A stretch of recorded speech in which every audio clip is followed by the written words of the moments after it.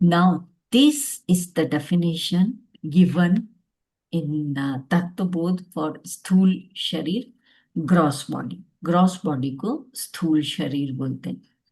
ये ऐसी डेफिनेशन है, और ये इतनी सी डेफिनेशन में बहुत लंबा एक्सप्लेनेशन हो सकता है, लेकिन लेट मी टेल यू, किसी बायोलॉजी की बुक में भी ऐसा नहीं समझाया गया है, बट समझते हैं। सो संस्कृत में इट इज पंचीकृत पंच महाभूताई कृतम। किससे बना है, आगे डिटेल में आएगा। तो ये बना किससे, पंच महाभूत से। सत्कर्म जन्यम, क्रिएटर कौन है इसका, हमारे अपने खुद के कर्म। सुख दुख आदि भोग आयतनम शरीरम। और उसके बाद में ये जो 6 मॉडिफिकेशन है, ये मैं आपको एक अलग स्लाइड है, तब मैं आपको बोलूंगी कि ये आप नोट कर लीजिए, क्योंकि आज हम स्थूल शरीर की, ग्रॉस बॉडी की डेफिनेशन पढ़ रहे हैं। तो उसमें एक इम्पॉर्टेंट चीज है जो लोगों को याद भी रहती है। तो ये एक चीज है जो मैं चाहूंगी कि आप लोग नोट करेंगे। अस्ति जायते वर्धते विपरिणमते अपक्षीयते विनश्यति इति। ये इसकी 6 मॉडिफिकेशन, 6 विकारवत है। षड विकारवत एतत् स्थूल शरीरम। तो ये यहाँ पे, ये पूरी डेफिनेशन को मैंने टेबल फॉर्म में बना दिया है। अब हम इसको समझते हैं। फर्स्ट पैरामीटर है कंडीशन ऑफ द बॉडी, अवस्था। बॉडी की कंडीशन क्या है, स्थूल है। स्थूल, ग्रॉस। ग्रॉस का meaning, it can be perceived bye 5 sense organs. ठीक है, हम देख सकते हैं, हम इसको फील कर सकते हैं, स्मेल कर सकते हैं, लाइक दैट। ठीक है, तो जो भी हमारे 5 सेंस ऑर्गन से परसीव किया जा सके, anything, that is called gross. All right. इसका मटेरियल कॉज क्या है, जिसको संस्कृत में उपादान कारण कहते हैं। पंचीकृत पंच महाभूत, ग्रॉसिफाइड 5 एलिमेंट्स। ठीक है, अभी पीछे हम देखेंगे कि ये ग्रॉसिफाइड कैसे होते हैं। इनफैक्ट हम ये भी सीखेंगे, यहाँ दिया हुआ है ग्रॉसिफिकेशन प्रोसेस होता कैसे है, वो भी सीखेंगे। बट ग्रॉसिफाइड 5 एलिमेंट्स होते हैं ना, वो ही ग्रॉस एलिमेंट होते हैं। उससे पहले वो प्योर 5 एलिमेंट्स होते हैं, वो भी कैसे बनते हैं वो भी सीखेंगे। एफिशिएंट या इंटेलिजेंट कॉज क्या है, निमित्त कारण क्या है। उपादान कारण, material cause.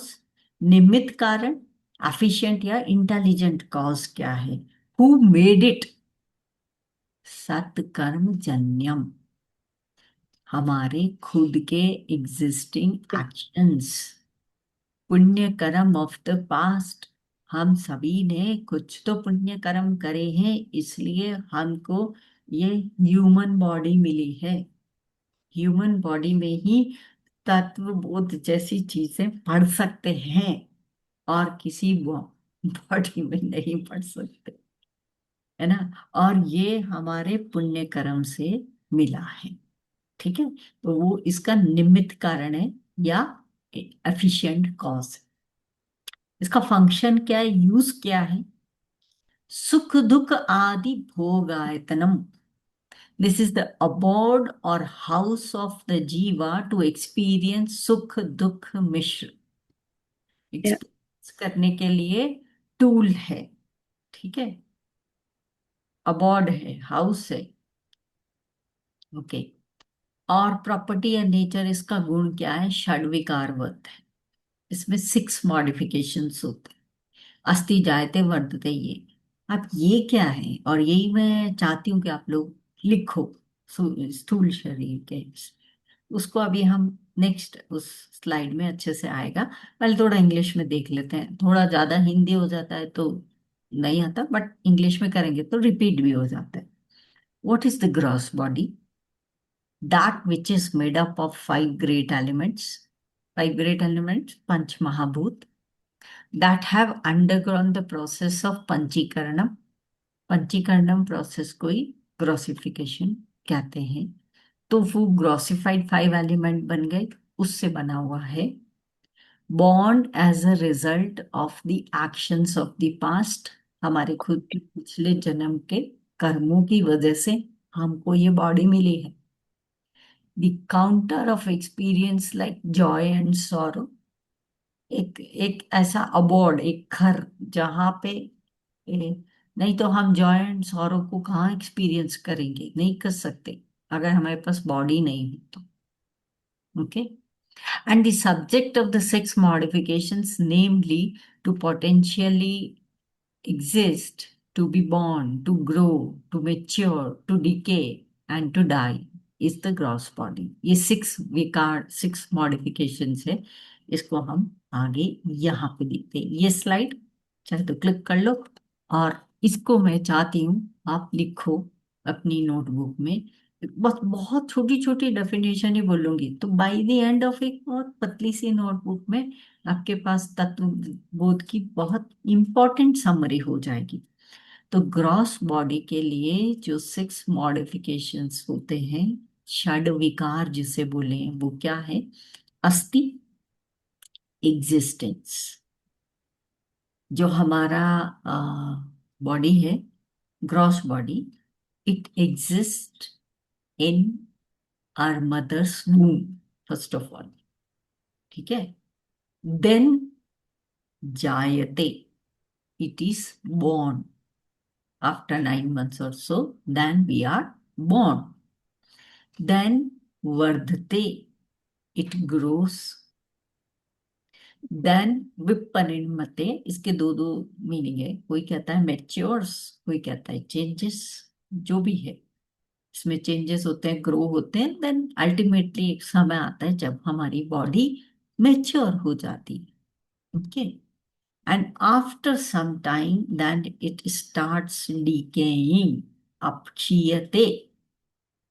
Let us say after the age of 50, we can feel it. We can't run like that. जैसे हम 25 की उम्र में भाग सकते थे या छोटे बच्चे जैसे फुदकते हैं, बिकॉज और हमारे जो ऑर्गन्स हैं, they start working slow. Okay. And ultimately विनश्यति, इट डाइज। ये ग्रॉस बॉडी की डेफिनेशन है। तो अब ये परमानेंट तो है नहीं, तो फिर मिथ्या ही हुआ ना। ठीक है। और मिथ्या ही हुआ तो फिर ये आत्मा नहीं हो सकती। इसीलिए एक एक चीज को वो समझाएंगे। सबसे पहले उन्होंने लिया ग्रॉस बॉडी को। सो ये एक अच्छा डायग्राम कहीं मिल गया था। Nature of the body before birth in वूम of the mother, वो फिटस या पोटेंशियल फॉर्म में वो एक, ये जो फर्स्ट था ना अस्थि, ये यहाँ पे आता है। Then born. Okay. Then growing, growing की एज आप 0 से 18 समझ लो। ठीक है। फिर ग्रोइंग के बाद में 18 के बाद में ये यहाँ पे विपरिणमते, मैच्योर्स, चेंजेस। ठीक है। तो वो 18 से 40 तक समझ लो। और फिर आपका आ जाता है डीकेस, अपक्षीयते। ठीक है। तो ग्रो, ग्रो हो गया, 40 हो गया, 40 के बाद या 45, 40 के बाद तो इतना नहीं होता, चलो 45 50 के बाद। और बाकी it it varies body to body. ये वो क्यों? वो हमारे पास लाइफ के कर्म है, लास्ट वाली लाइन है, देखिए। Then it transforms, and then हमारे को ये प्रॉब्लम शुरू हो जाती है, नी जॉइंट्स, ये वो ये। This is the sign that it decays. ठीक है। And then finally death happens of the gross body. So not total destruction, matter not destroyed totally. Okay. Transformation होता रहता है, and in the end finally body merges with 5 elements. कहते हैं ना उसका शरीर पंच तत्व में विलीन हो, वो पंच तत्व से बना और पंच तत्व में विलीन हो गया। Okay. Now who made the gross body? सत कर्म जन्यम और own existing good past Karma. Hence, अगर किसका शरीर थिन है, फैट है, हेल्दी बॉडी है, अनहेल्दी बॉडी है, एटसेट्रा, ये कहाँ से आई? हमारे खुद के पास्ट लाइफ कर्मा से। तो जो कई लोग बहुत ज्यादा ट्राई कर रहे हैं कि फैटी हैं तो थिन होने की कोशिश कर रहे हैं, रिमेम्बर कुछ चीजें बहुत बेसिक होती हैं। कई लोग बहुत खा के भी पतला रहते हैं और कई लोग कम खा के भी फूल जाते, बिकॉज और जो भी हमारी बॉडी है, ये जैसा भी हमको बॉडी मिला है, ये हमारे खुद के पास्ट लाइफ कर्मा से है।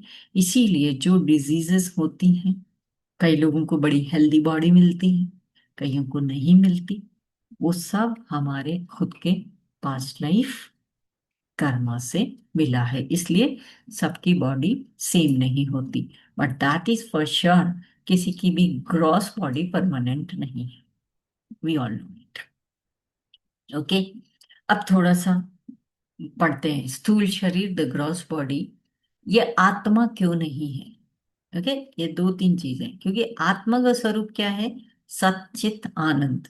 तो एक एक चीज को समझाया है। स्थूल शरीर नश्वर है, मॉर्टल है, अनित्य है, इम्परमानेंट है, इसलिए ये मिथ्या है या इल्यूजन है। इल्यूजन वर्ड भी मिथ्या के लिए यूज होता है क्योंकि ये परमानेंट नहीं है, सिर्फ इसलिए। नाउ सत, सिंस स्थूल शरीर इज मॉर्टल, इसलिए ये सत्य तो नहीं है। क्योंकि हम आत्मा को कैसे जानते हैं? इसका स्वरूप सिर्फ है सच्चिदानंद।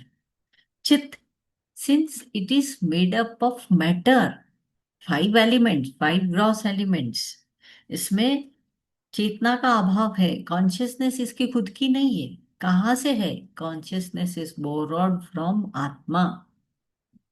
हमारा जो ये ग्रॉस बॉडी है, इसके खुद के पास कॉन्शियसनेस नहीं है। ये कहाँ से लेता है? इसने कहाँ से उधार ले रखी है? आत्मा से। आत्मा की वजह से जब तक हमारे शरीर में आत्मा है, इसमें कॉन्शियसनेस होगी, चेतनता, चित्त, अलर्टनेस होगी। जैसे ही आत्मा गई, गया आनंद। सिंस इट इज विकारी, षड विकारवत है, उसमें चेंजेस होते रहते हैं, तो ये आनंद स्वरूप भी नहीं